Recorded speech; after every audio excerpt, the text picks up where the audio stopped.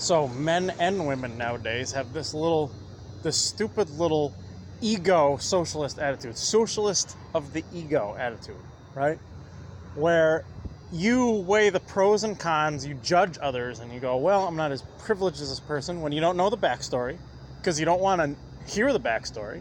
So you assume you're more privileged, someone else is more privileged than you. You assume that you have it worse. You assume, if you're like, as far as women go, you assume you have insecurity issues, and someone else has to make up for it for you. Do you understand?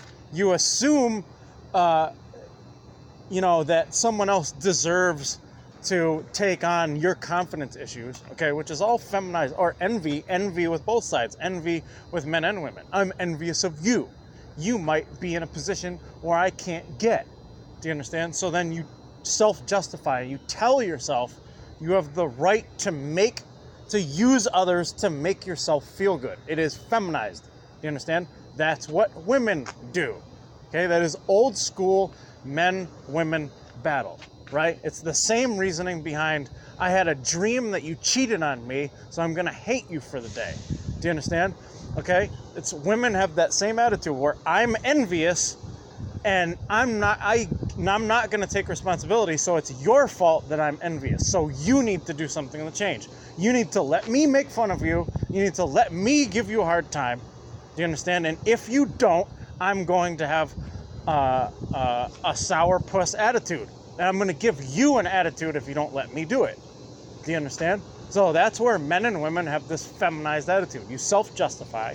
You think someone's more privileged than you. Your envy gets, makes excuses.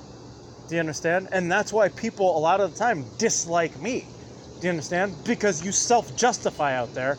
And so you tell yourself you have the right to give someone like myself a hard time because you're not as privileged, because of this, because of that, because you had a hard time. You don't know the whole backstory, and it's not a who had it worse contest. It's just that your issues are not my responsibility and not my problem.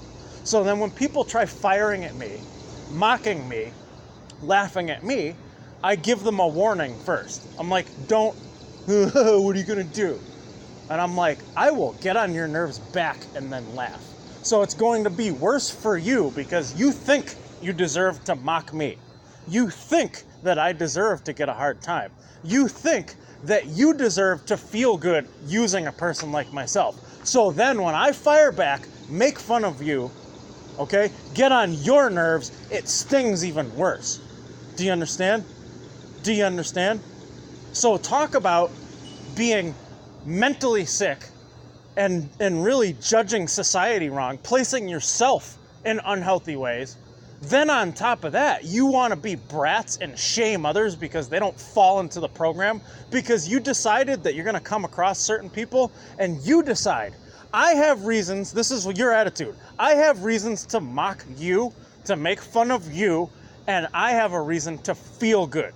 You understand? Because I don't want to get off my ass and do something a little bit different.